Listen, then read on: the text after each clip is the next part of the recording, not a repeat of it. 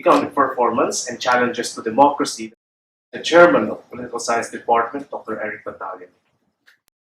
But the bad news is that if you compare our performance in the region, we still have very high unemployment rate. The latest count is 2013. We had 7.1, which was the highest in the region. Maybe worse now.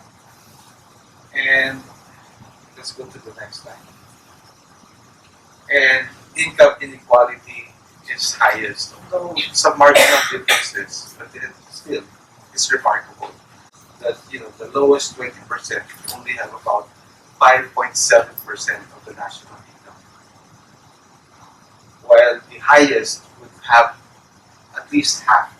The highest 20% would have at least half total income. Much worse than other countries. And here we have the poverty headcount ratio. Poverty proportion of poor people earning about $2 a day based on the World Bank standard.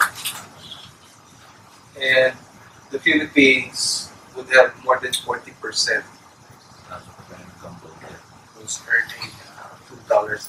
Could be, if you consider $3, earning $3 is part of your poverty, then it should be higher. Obvious. It's an obvious problem. When I go from Quezon City to Manila, the problem is really obvious, the homelessness and all that.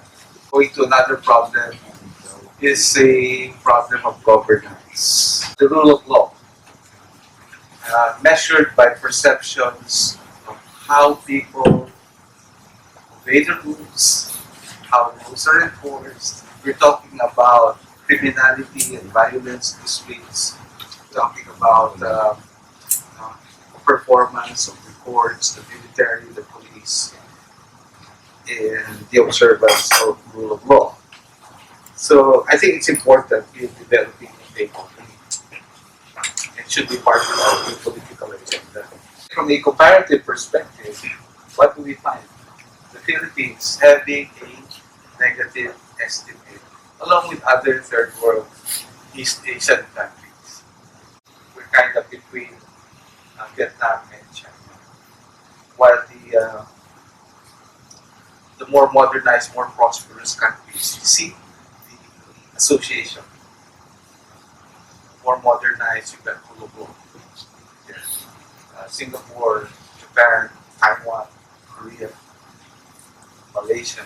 And here, the measure is based on perceptions of the likelihood of political instability and the presence of, say, terrorist groups or politically motivated violence. And again, we have not succeeded in bringing ourselves to positive ground. And we're there in the lowest rung of the pack. And consequently, we find certain problems in government performance. And even in regulatory quality, we have not performed very well. A negative estimate would suggest regulatory capture or regulatory failure, problems in policy formulation and execution. We have not succeeded despite our intelligence, but as a collective, we have not succeeded in improving regulatory quality and also corruption in government, and including the private sector. So, again, as you can see, we are in the right side, the negative.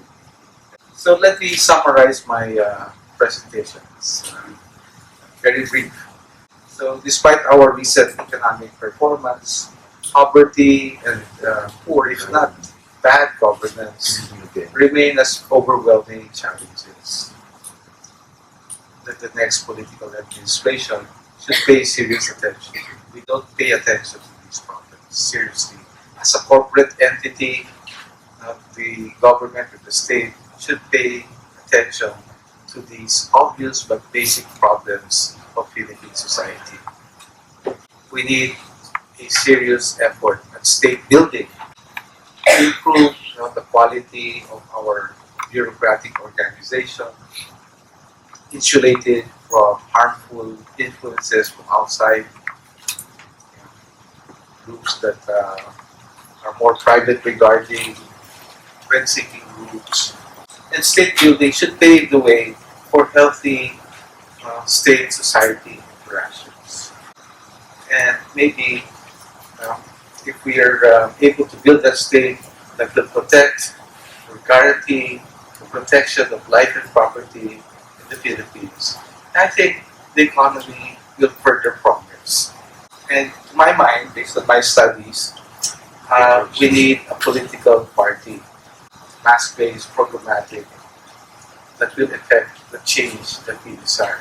But first, we have to support and constitute that political party that eventually will constitute the state and deliver the public goods we deserve.